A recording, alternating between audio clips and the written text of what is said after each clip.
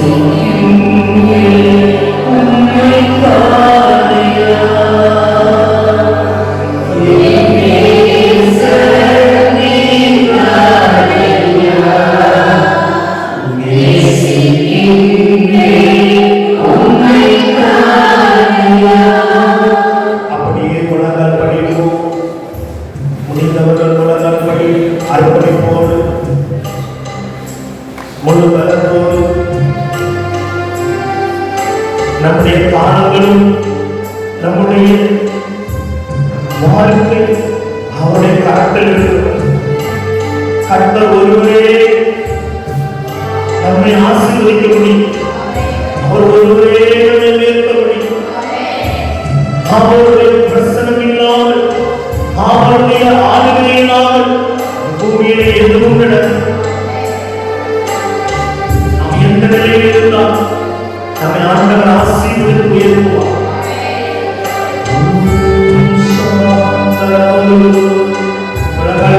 கைகளை உயர்த்தி அப்பா முழுமையாக ஒப்பு கொடுக்கிறேன்னு சொல்லு. என்னை முழுமையாக ஒப்பு கொடுக்கிறேன்னு சொல்லு.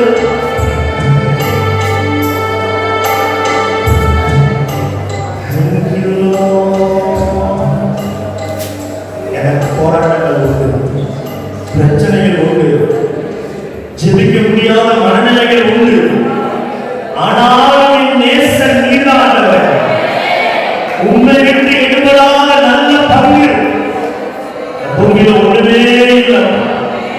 உங்க அன்புக்கு நிகரான அன்பு ஒன்றும் இல்லாதவர். எனக்காக உயிரே கொடுத்த தெய்வமே. You are so loving God. You are so loving God. மக்கள் நன்றி.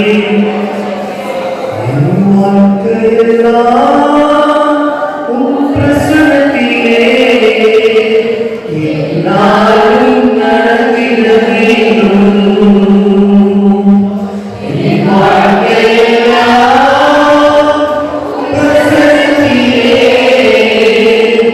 என்னாலும் நடந்திட வேண்டும். உங்கள் பிரசன்னம் எத்தனை இன்பம், உங்கள் சமூகம் எத்தனை இன்பம், உங்கள் பிரசன்னம் எத்தனை இன்பம், உங்கள் சமூகம் எத்தனை இன்பம். என் வாழ்க்கையெல்லாம் பிரசன்னத்திலே என்னாலும் நடந்திட வேண்டும். என்னை விட்டு எடுபடாத நல்ல பங்கு நீ. என்னை விட்டு எடுபடாத நல்ல பங்கு நீ. என்னாலும் எனக்காகவும் இழந்திட மாட்டேன். என்னாலும் எனக்காகவும் இழந்திட மாட்டேன்.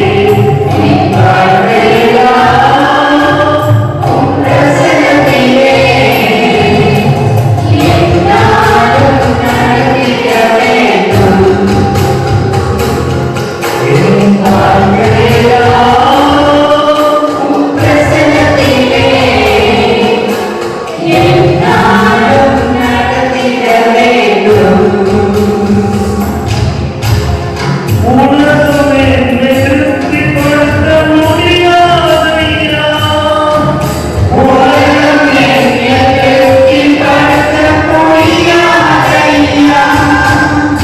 என்னோடு உன்னிடத்தில் உள்ளதேயா.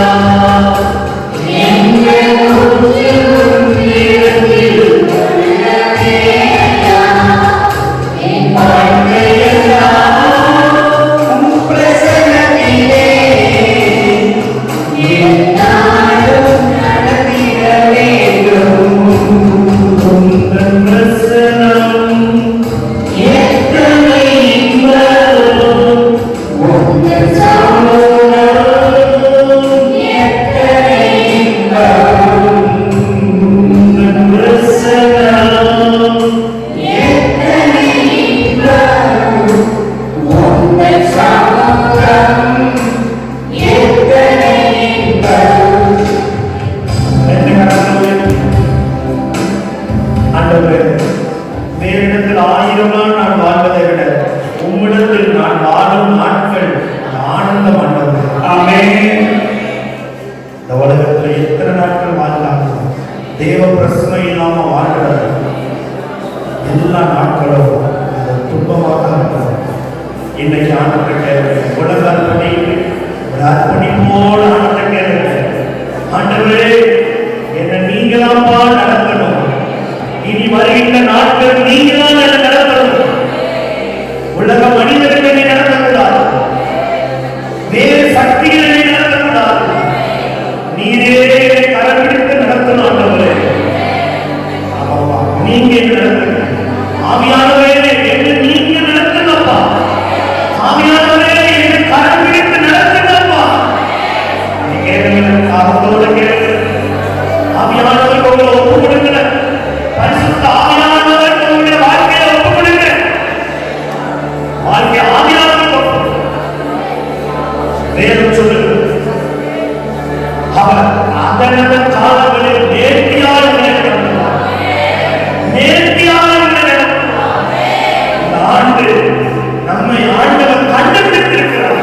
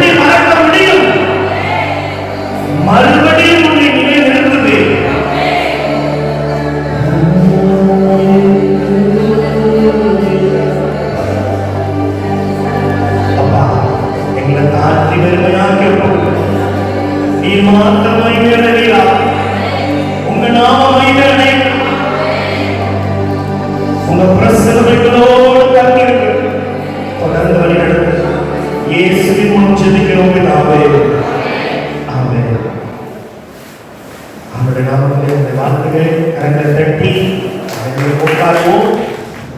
ஆண்டோட வார்த்தைகளாய் நாம் கடந்து செல்வோம். விடுதலை பயணம் 34:10. அப்பொழுது ஆண்டவர் கூறியது, நான் ஒரு உடன்படிக்கை செய்கிறேன்.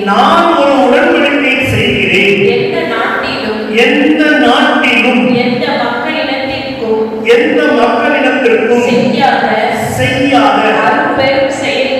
அரும்பெரும் செயல்களை நான் உன் மக்கள் அனைவர் முன்னிலையிலும் செய்வேன். உன்னை சூழ்ந்துள்ள மக்களிடத்தவர் அனைவரும் ஆண்டவரின் செயல்களை காண்பார்கள். ஏனெனில் நான் உன்னோடு இருந்து திகிலூட்டும் செயல்களை செய்வேன். அல்லேலூயா. நான் செய்யும் காரியம் பயங்கரமாக இருக்கும். ஆமென். அல்லேலூயா. இந்த ஆண்டு இந்த நாளிலே ஆண்டவர் நமக்கு இந்த வாக்குத்தத்தத்தை கொடுத்திருக்கிறார். ஒவ்வொரு நாளும் ஆண்டவருடைய வழிநடத்துதலை கேளுங்கள். பரிசுத்த ஆவியானவருடைய வழிநடத்துதல் நமக்கு வேண்டும். ஒவ்வொரு நாளும் ஆவியானவருடைய வாழ்க்கை, ஆவியானவருடைய கையில நம்ம வாழ்க்கையை ஒப்புக் கொடுத்து, ஆண்டவரே நீங்க என்ன லீட் பண்ணுங்க, நீங்க என்ன நடத்துங்க அப்படின்னு சொல்லும் போது நம்ம வாழ்க்கையை ஆண்டவர் ஆசீர்வதிப்பார். ஆமென். ஆமென். நம்ம வாழ்க்கையை குறித்து யோசிக்கிறதை விட கடவுள் நம்ம வாழ்க்கையை குறித்து அதிகமா யோசிச்சு டிசைன் பண்ணி வச்சிருக்கிறார். ஆமென். உலகத்தை உருவாக்குறதுக்கு முன்னாடியே, மனிதனை உருவாக்குவதற்கு முன்பாகவே என் பிள்ளைக்கு என்னெல்லாம் தேவைன்னு சொல்லி அழகா டிசைன் பண்ணி வச்சிருக்கிறார். ஆமென். அல்லேலூயா. அப்படி சொன்னா இயேசுவின் ரத்தத்தால் கழுவப்பட்ட பிள்ளைகளுக்கு அவர் எவ்வளவு காரியங்களை செய்து வைத்திருப்பார். யோசித்து பாருங்க. பூமியில எல்லாரும் உருவாக்குறாரு. ஆனா தான் சிந்தின ரத்தத்தை எந்த பிள்ளைங்க நினைவு கூறுறாங்களோ, நான் ரத்தம் சிந்திட்டாரு, இந்த பூமியில 2000 வருஷத்துக்கு முன்னாடி ரத்தம் சிந்திட்டாரு. ஆனா அதை இன்னும் ஏற்றுக்கொள்ளாதவங்க நிறைய பேர் இருக்கிறாங்க. இன்னும் இயேசுவின் ரத்தத்தால் கழுவப்படாதவங்க நிறைய பேர் இருக்கிறாங்க. இன்னும் அதை அனுபவிக்காதவங்க நிறைய பேர் இருக்கிறாங்க. இயேசுவின் ரத்தம் தெரியும், இயேசுவின் ரத்தம் ஜெயம்ன்றது தெரியும். ஆனா அதை அனுபவிக்காதவர்கள் அநேகர் இருக்கிறார்கள். அல்லேலூயா. அல்லேலூயா. எல்லாம் தெரியும், ஆனா அனுபவிக்காதவர்கள், உரிமை பாராட்டாதவர்கள் அநேகர். ஆனால் உரிமை பாராட்டினவர்கள் தான் அவருடைய பிள்ளைகள். ஆமென். Praise the Lord. அப்படின்னா அந்த பிள்ளைகளுக்கு அவர் எவ்வளவு ஆசீர்வாதங்களை வைத்திருப்பார். யோசித்து பாருங்க. நிறைய வேதாகமத்தில் கொடுக்கப்பட்ட அனைத்து ஆசீர்வாதங்களும் அவங்க பிள்ளைகளுக்கு தான். Praise the Lord. அல்லேலூயா. சரி, விடுதலை பயணம் உபாகமம் 32வது இறைவாக்கு அதிகாரம் 9-12 வரை வாசிப்போம். மேலும் ஆண்டவர் மோசேயிடம், இம்மக்களை எனக்கு தெரியும், வணங்கா கழுத்துள்ள மக்கள் அவர்கள். இப்போது என்னை விட்டுவிடு. அவர்கள் மேல் என் கோபக்கடல் மூடியிருப்பதால் நான் அவர்களை அழித்தொழிக்கப் போகிறேன். உன்னையோ பேரினமாக்குவேன் என்றார். அப்போது மோசே தன் கடவுளாகிய ஆண்டவர் மன்றாடி, ஆண்டவரே, மிகுந்த ஆற்றலோடு வலிமை மிகு கரத்தோடும் நீர்தாமே எகிப்து நாட்டிலிருந்து கொண்டு வந்த உன் மக்களுக்கு எதிராக உன் கோபம் மூழ்வதை ஏன்? மலைகளில் அவர்களை சாகடிப்பதற்கும் மண்ணிலிருந்து அவர்களை அழித்தொழிப்பதற்குமாக வஞ்சகமாய் ஆண்டவர் அவர்களை கூட்டிச் சென்றார் என்று எகிப்தியர் சொல்ல இடம் தருவானே. உமது கடும் சினத்தை விட்டுவிட்டு உம் மக்களுக்கு தீங்கிழைக்கும் எண்ணத்தை மாற்றிக்கொள்ளும். கழுகு தன் கூட்டின் மேல் அசைத்தாடி தன் குஞ்சுகளின் மேல் படர்ந்து அணைப்பது போலும், தன் சிறகுகளை விரித்து அவற்றை சுமந்து செல்வது போலும், அவற்றை தன் சிறகுகளில் சுமப்பது போல் ஆண்டவர் ஒருவரே அவனை வழி நடத்தினார். வேற்று தெய்வங்கள் அவனோடு இருந்ததில்லை. அதுல வாசிக்கும் போது 9வது வசனத்துல சொல்லும்போது சொல்றாரு, ஆண்டவரை பற்றி அவர்தம் மக்களே அவரது உரிமை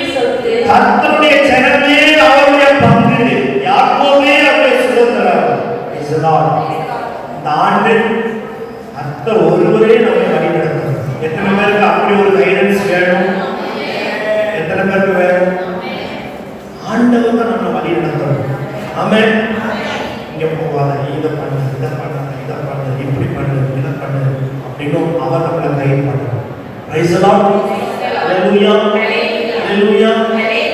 இங்க சொல்லப்பட்டிருக்கிறது அந்த 32:12 சொல்லும்போது கர்த்தர் ஒருவரே நம்மை வழி நடத்தினார். ஹalleluya, ஹalleluya. அது மாத்திரமல்ல, அதுக்கு 10ஆம் வசனத்துல வாசிக்கிறோம், பாலான நிலத்திலும்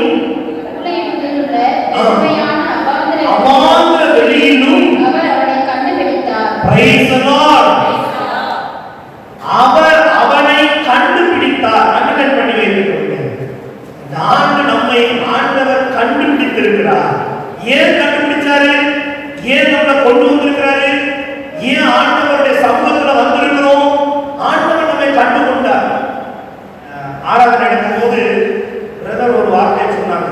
யோவான் 15ஆம் அதிகாரம், நீங்கள் என்னை தெரிந்து கொள்ளவில்லை, நான் தான் உங்களை தெரிந்து கொண்டேன். நீங்கள் கனி கொடுக்கவும் அந்த கனியில் நிலைத்திருக்கவும் நான் உங்களை தெரிந்து கொண்டேன். அப்ப இங்க இந்த 32:10 வாசிக்கிறோம், பாலான நிலத்திலும் ஊடையிலும் வெறுமையான அவாந்திர வெளியிலும் அவர் அவனை கண்டுபிடித்தார். அவனை நடத்தினார். ஆண்டவரே பண்ணுங்க. உங்களை கண்டுபிடிச்சாரா? அடுத்தது என்ன செய்வாரா? அவனை நடத்துவார். அவனுக்கு உணர்த்துவார். அவனை தமது கண்மணியை போல காத்தருளினார். எத்தனை காரியம் செஞ்சிருக்காருங்க? முதல்ல கண்டுபிடித்தார், இரண்டாவது நடத்தினார், மூணாவது உணர்த்தினார். நடத்தினாரு, அடுத்தது என்ன செஞ்சாரு? உணர்த்தினார். அடுத்தது என்ன செஞ்சாரு? கண்ணின் மணி போல் நம்மளை என்ன செய்தாரு? இந்த ஆண்டு நமக்கு இந்த வசனம் நம்ம மேல இறங்கி வரணும். உயர்த்தி ஆண்டவரே, உபாகமம் 10ஆவது வசனத்தின்படி நீர் என்னை கண்டுபிடித்து எனக்கு நீர் உணர்த்தி என்னை நடத்தி என்னை பாதுகாத்து என்னை திருப்திப்படுத்தும். ஆமென். இதான் எளிய ஜெபம்.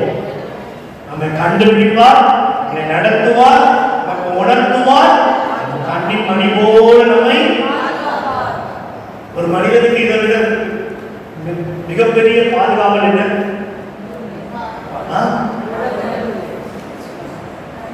அவரோட கண்கள்ல நீ காணப்பட்டா போதும். தூக்கி எறியப்பட்ட என்னை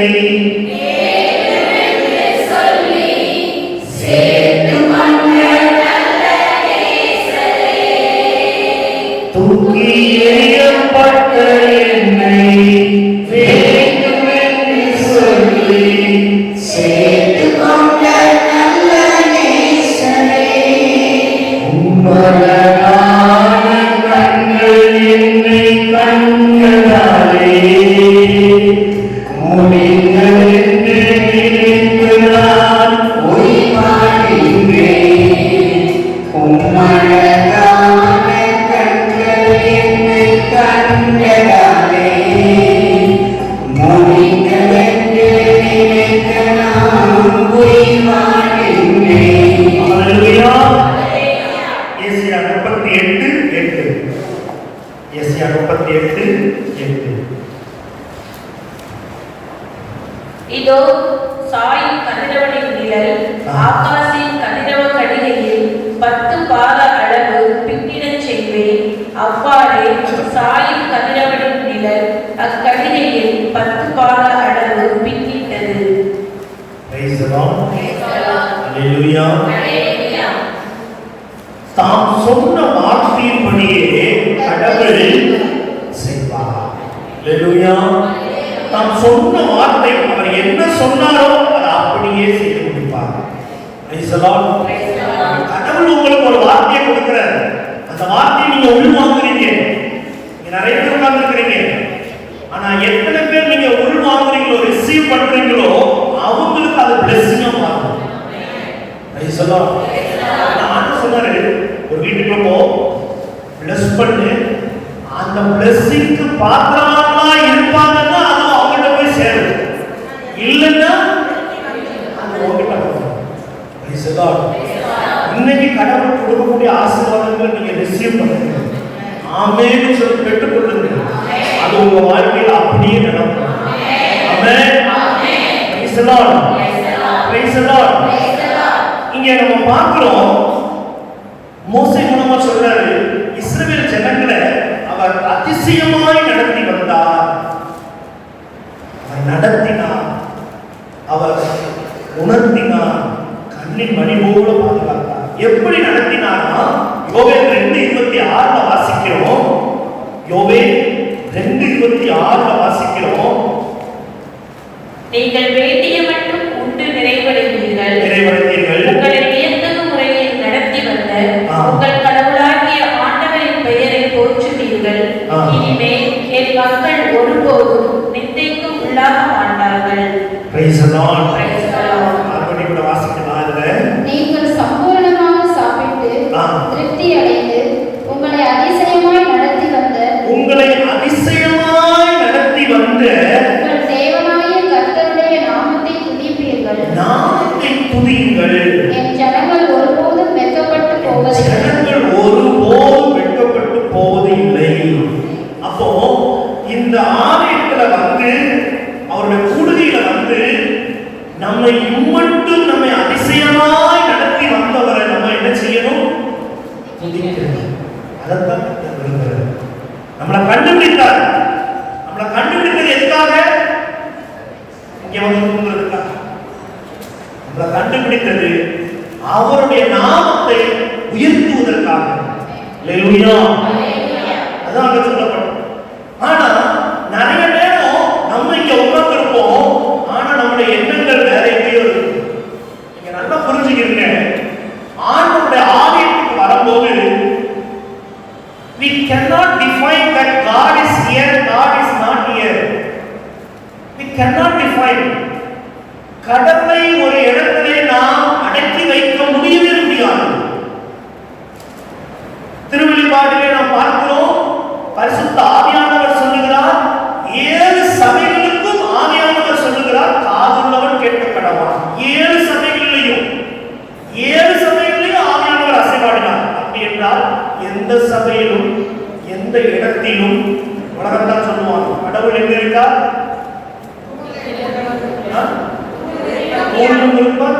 இருப்பாரா அப்படின்னு சொல்லுவாங்க. வேதம் சொல்றது கடவுள் அவருடைய டெஃபினிஷன், அவருக்கு ஆவியானவருக்கு டெஃபினிஷன் என்னது? அவர் வியாபித்து இருக்கிறார், எல்லா இடத்திலும் நிறைந்து இருக்கிறார், எல்லா இடத்திலும் இருக்கிறார். ஹalleluya.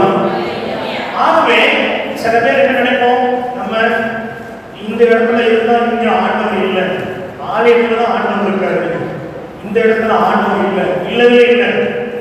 உபாகமம் 4:7 இறைவார்த்தையில வாசிச்சா, நீங்கள் பொருளெடுக்கும் போதெல்லாம் உங்கள் கடவுளாகிய ஆண்டவர் இறங்கி உங்கள் அருகிலே வருகிறார்.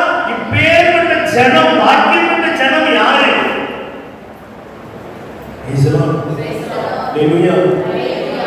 ரகசிய கிறிஸ்தவர்கள் இருக்கிறாங்க, அவங்களுக்கு சர்ச்சை கக்கூஸ் தான். எத்தனை பேருக்கு தெரியும்? பாத்ரூம்ல தண்ணியை திறந்து ஆராதிக்கிறவங்க நிறைய பேர் இருக்கிறாங்க.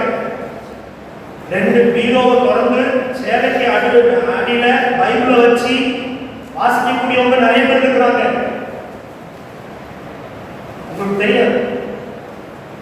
அப்படிப்பட்டவங்க தான் இன்னைக்கு ஆண்டவரை ஏற்றுக்கொண்டு வாழ்ந்து கொண்டிருக்கிறாங்க. அப்போ ஏன் இதை சொல்றேன் அப்படின்னா, தேவன் நம்மை கடந்த ஆண்டு அதிசயமாய் நடத்தினார். எத்தனை பேர் சொல்ல முடியும் தேவன் என்ன அதிசயமாய் நடத்தினார்? எத்தனை பேர் சொல்ல முடியும்? ஹalleluya. நடத்தினாரா? அப்படின்னா நம்மளை இங்க கொண்டு வந்திருக்காரு. நம்ம அவரை என்ன செய்யணும்? அவரை என்ன செய்யணும்?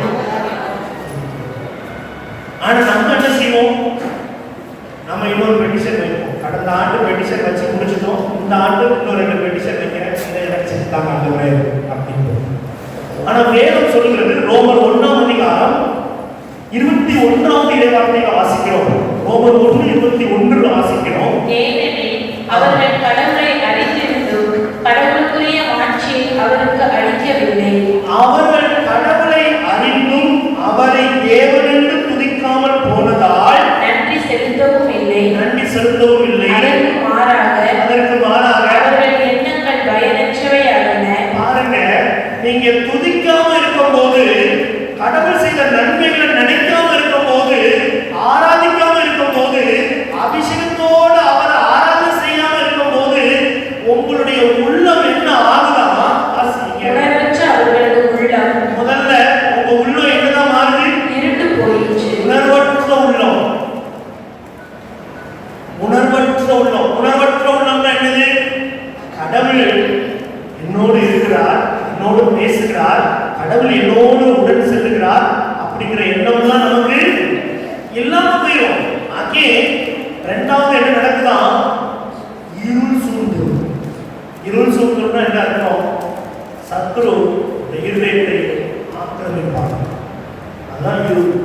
அதுதான் இயேசு சொன்னார், இந்த உலகத்தின் அதிபதி வருகிறான், அவனுக்கு என்னிடத்தில் பங்கு இல்லை. அப்போ அதனாலதான் உணர்வில்லாமல் போகிறதுனாலதான் கடவுள் விடுதலை பயன்படுத்த நம்ம வாசிச்சோம். 32 வாசிக்கும் போது சொன்னாரு, அவர் நம்மை கண்டுபிடித்தார், நம்மை நடத்தினார், நமக்கு உணர்த்தினார். ஏன் உணர்த்துறாரு? நன்றி உள்ள இதயத்தோடு இருக்கிறார்.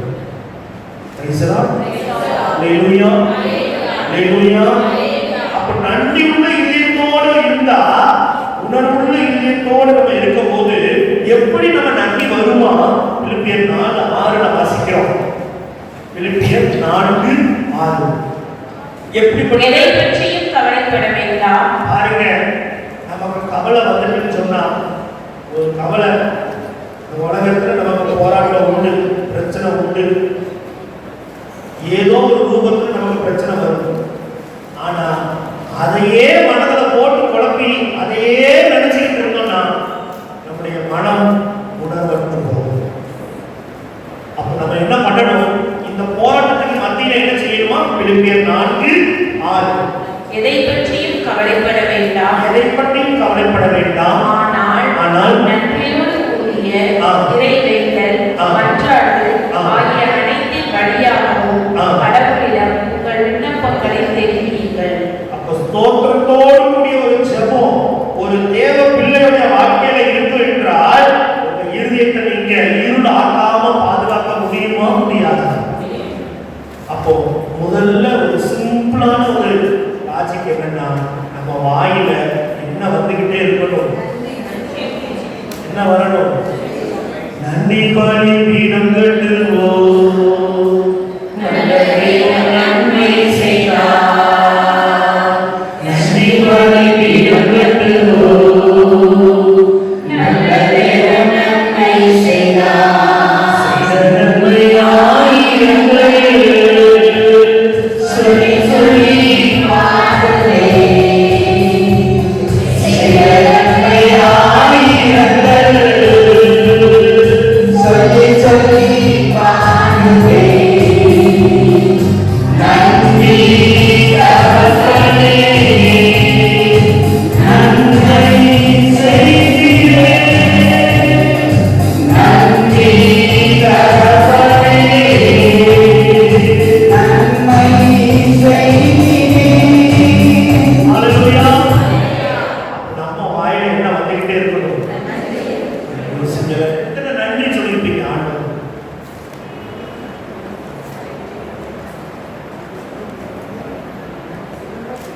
யோசிங்க, யோசிச்சு பாருங்க.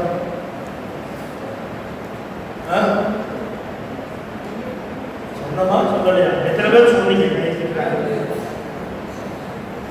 10 நாள்ல கடவுளுக்கு நன்றிகள் பல சொல்லியிருக்கீங்க. ஆண்டவர்கள் ஆசீர்வதிப்பார். ஆமென். ஹல்லேலூயா. அப்போ இங்க சொல்லப்பட்டிருக்கு 4:7 வாசிங்க. அப்படி நம்ம சொல்லும் போது ஒரு பிரச்சனையில இருக்கிறோம், அந்த பிரச்சனை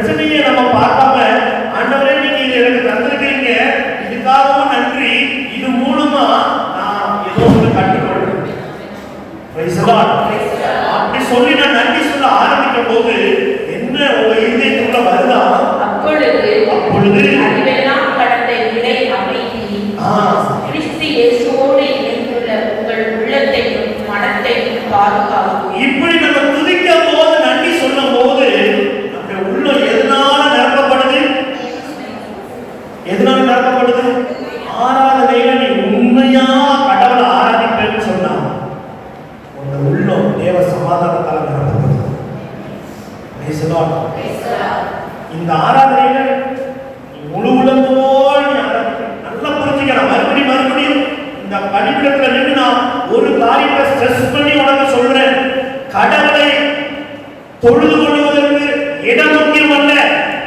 கடவுளை தொழுது கொள்வதற்கு நேரம் முக்கியம் அல்ல. கடவுளை தொழுது கொள்வதற்கு உள்ளம்தான் முக்கியம். எந்த இடத்துல இருந்து ஆராதிக்கிறது முக்கியம் இல்லை. ஆனா எந்த உள்ளத்தோட ஆராதிக்கிறது ரொம்ப முக்கியம். நீ ஆராய்ச்சிக்கிற கடவுளுடைய வார்த்தை உனக்கு வரும். இவர்கள் துதிக்கிறார்கள், இவர்கள் உள்ளமோ என்னை விட்டு தூரமா இருக்கிறது.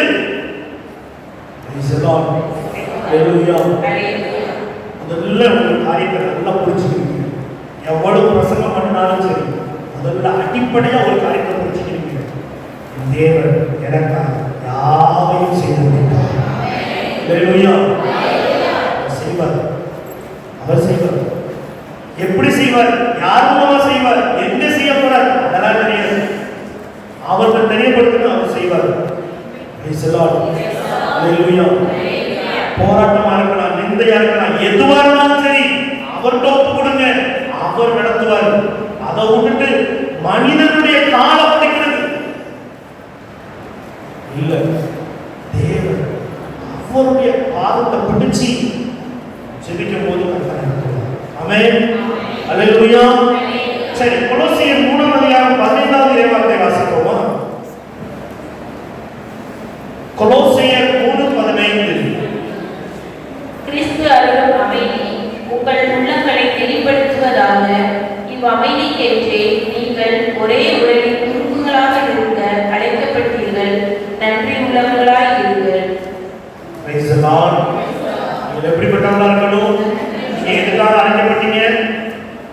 ஆசீர்வாதம். தேவ சமாதானம் உங்கள் இருதயங்களில் ஆழக்கடவது. இதற்கென்றே நீங்கள் ஒரே சரீரமாக அழைக்கப்பட்டீர்கள். நன்றி அறிதல் உள்ளவர்களாயும் இருங்கள். Praise the Lord. அதிசயமாய் நடத்தி வந்த கடவுளை நம்ம துதிக்கும் போது நமக்குள்ள ஒரு தேவ சமாதானம், நமக்குள்ள ஒரு சந்தோஷம், அது மாத்திரம் இல்ல, வெளிச்சமும் உண்டாகும். Hallelujah. Hallelujah.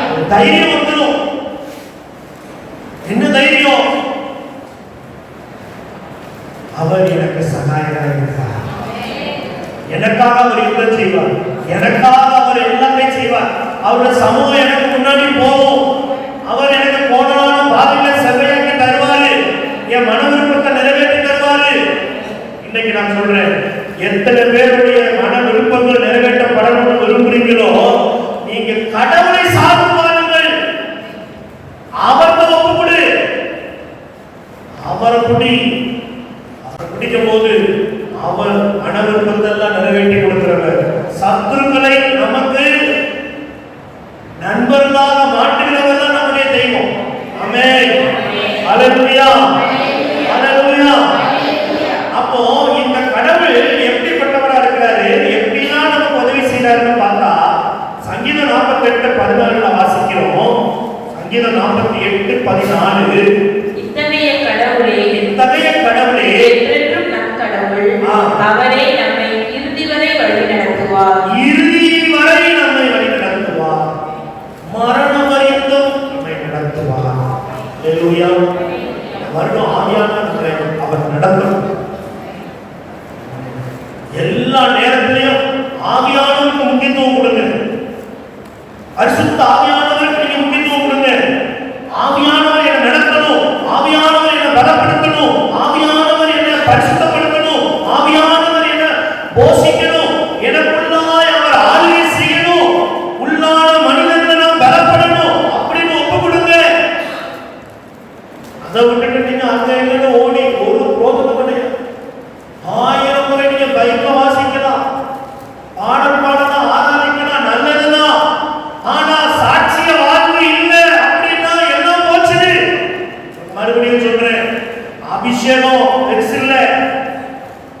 நிறைய பேர் நினைக்கிறாங்க அபிஷேகம் பண்ணிட்டா போதும் பரலோகம் போயிடலாம். இல்லவே இல்லை.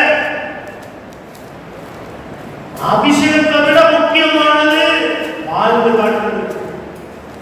அவரால் நடத்தப்படணும், அவரால் நடத்தப்படணும், அவர் நம்மளை நடத்தணும். சாட்சிய ஜீவியம் ரொம்ப முக்கியம். இன்னைக்கு ஆலயத்துக்கு போறோம், வேதம் வாசிக்கிறோம், ஜெபம் பண்றோம், அபிஷேகத்தை நிரம்புறோம், நல்லது. ஆனா சாட்சிய ஜீவியம் இல்லாத போது நம்ம விடுத்து போயிடுறோம். இது பொன்னாத உலகம், நீதிமானை கூட கீழே தள்ளக்கூடிய உலகம், இருள் சூழ்ந்த உலகம். அப்ப இந்த உலகத்துல நம்ம வாழும்போது நம்மளை அறியாமலே நம்ம சில பாவங்களை நாம் செய்ய நேரிடலாம். ஆனால் ஆவியானவருடைய துணையை நாடும்போது, அவருடைய வெளிச்சத்தை நாம் பெற்றுக் கொள்ளுகிற போது கர்த்தர் நம்மை ஒருவரே நம்மை நடத்துவார். ஆமென். அல்லேலூயா. என்னை உண்டாக்கின என் தேவாதி தேவன்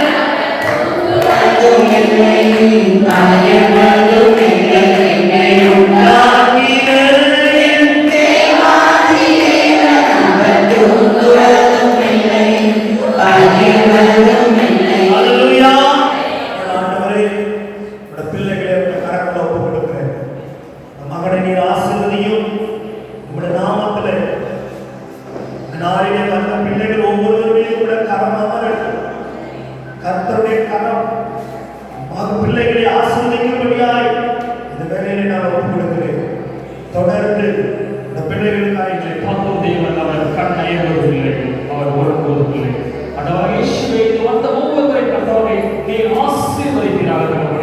ஆண்டவரே வந்த யாரும் ஆண்டவரே வெறுமனை திருப்பி அனுப்பினது. ஆண்டவரே வந்த மக்கள் ஒவ்வொருவரை ஆண்டவரே நீர் ஆசீர்வதித்து நிரப்பி அனுப்புகிறார்கள். குடும்பத்திலே அப்போ சமாதானம், தெய்வீக ஒரு சமாதானம் ஆண்டவரே அதை இறங்கி வருவதாக.